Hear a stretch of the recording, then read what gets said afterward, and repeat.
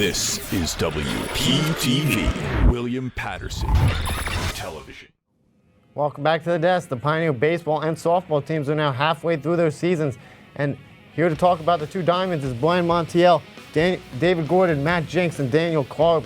The Pioneer baseball team is 15-7 at the halfway point in the season, and that's already more wins from their total last season.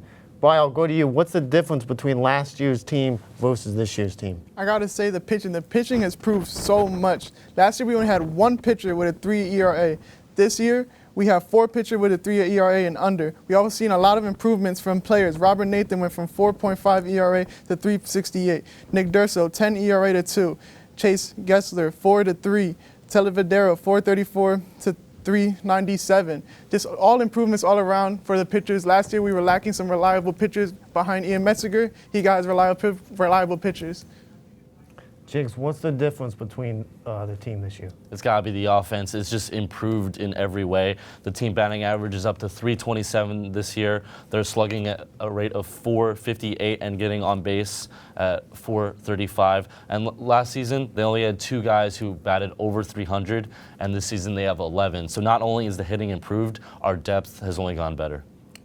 Karp, talk to me about what's been good this season for the baseball teams. Because they're striking out way less. Last year, this team was 1 of 3 outcomes: strikeout, walk, or a home run. They're a big power team. I think they were tied in the NJAC for home runs last year, but they struck out 407 times, which led the NJAC by 109 strikeouts. This team struck out a ton last year. This year, their strikeout ratio is plus 18. Last year, it was net minus 128 between the pitcher striking out and the hitter striking out. So they're striking out way less this year than they were last year, which has allowed them to be a lot more successful this year. David? I got to say it's scoring with runners in scoring position. This year, they have 182 RBIs on the year, which were at this time last year, they were only at 100, so that's great pace. And you got guys like Dylan Santos with 22 RBIs and Ty Kobalakowicz with 35. And when you're scoring with more runners in scoring position, it sets you up to win games. The ball club has seen a lot of emerging stars this season. David, I'll go back to you. Who has been the best player so far?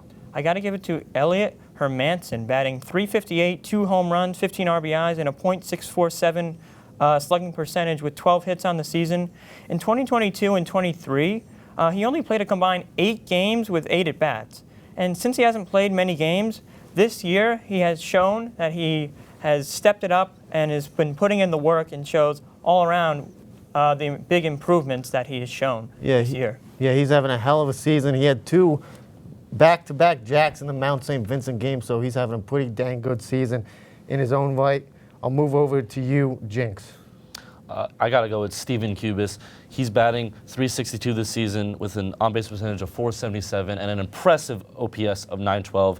He knows how to work walks. He doesn't strike out a lot, and he's always counted on to be that player to keep the lineup moving and be able to pass the baton to the next guy to do their job. Yeah, he's the cleanup man in that lineup, and he's doing a pretty good job at it. Karp, we'll go to you. I got to go with Dylan Santos, man. I mean, first of all, I think he's the team MVP so far, and he has to be the most improved player of the year.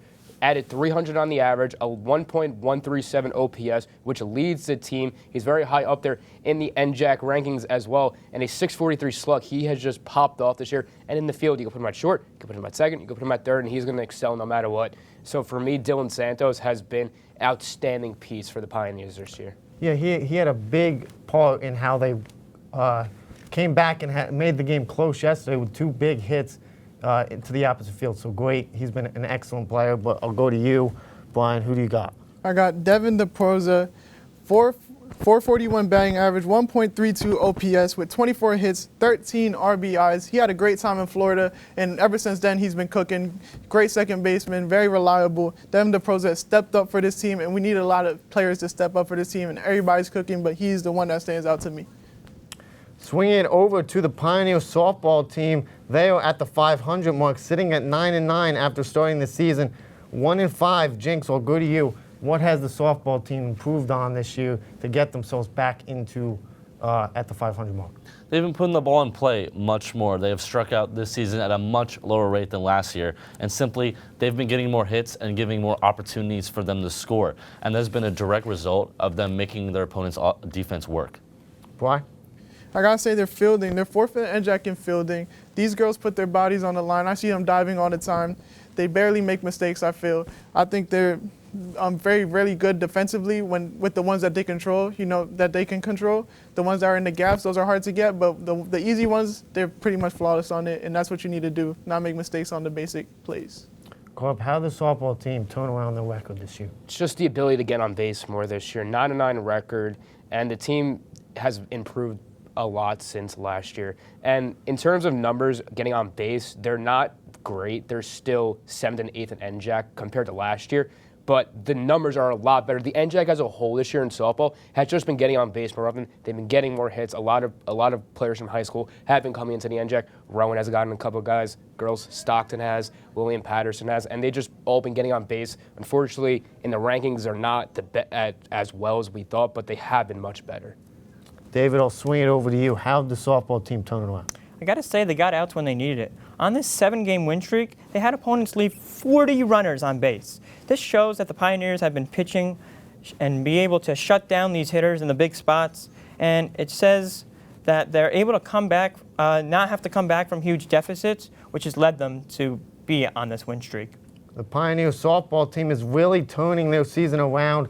Daniel, I'll go to you. Who's a player that you want to highlight that has stepped up this season? I'm going to go with the freshman southpaw, Stephanie Saravallo. She's defending NJAC Rookie of the Week, Rookie Pitcher of the Week to be specific. She was 3-0, 14 innings pitched, a 1.46 ERA, and 4 strikeouts. She's not going to strike out a lot of people. The Pioneers pitching staff as a whole just doesn't strike people out, but she just adds more pitching depth behind Lila Guthey, behind Lindsay Acker, behind Kylie Anthony. So it's just nice to see they got another competent pitcher in that rotation that they could use whenever they need. Yeah, she's stepping up as a freshman, and that's what you want to see for Coach Kathy Hill's team. And she's got years to grow on this team. And I'll move it over to you, Bly. I'd go with transfer Brittany Shortway. We definitely needed her batting ability for this team. Batting .400, leading the team in batting average, 1.38 OPS, 18 hits, and 11 RBIs. I mean, she's going crazy for us. We needed somebody to help Lila Guthey on the offensive side, and the whole team's been cooking, but it's good to see somebody over Lila Guthey because she's been doing a lot for us, somebody to take off the load on the offensive end. Jinx, talk to me about your player. I'm going with the senior, the vet, Courtney Schwark. I said weeks prior on the desk that this was her year to break out, and that's exactly what she's done. She's increased her batting average by over 150, batting .389 this season, and she doesn't strike out. She only has 3 strikeouts on the year, and last year she had 4. So the things she's been doing well, she's been continuing to do, and the overall improvements she's made have been very impressive. David, who do you want to highlight here? I got to give it to sophomore Samantha Campos. On the year, she's batting .310, 9 RBIs, .381 slugging percentage, and 13 hits. And she has 6 hits, 3 RBIs in her last 6 games, which just shows that she has been great on the base paths, leading the team with 4 stolen bases. So she stepped it up with her speed on the base path, and it shows that it's going to set her up to be a top player on this team next year. That will wrap it up for WP Baseball and Softball. As always, don't forget to follow us at SportsDeskWP for updates and more. Thank you to the cast and crew, and a big shout out to our wonderful studio manager, Al Clarke, from Studio B in Hamilton Hall. And from everyone here at the desk, I'm Tyler Cooper saying so long. See you next Friday right here on WPTV.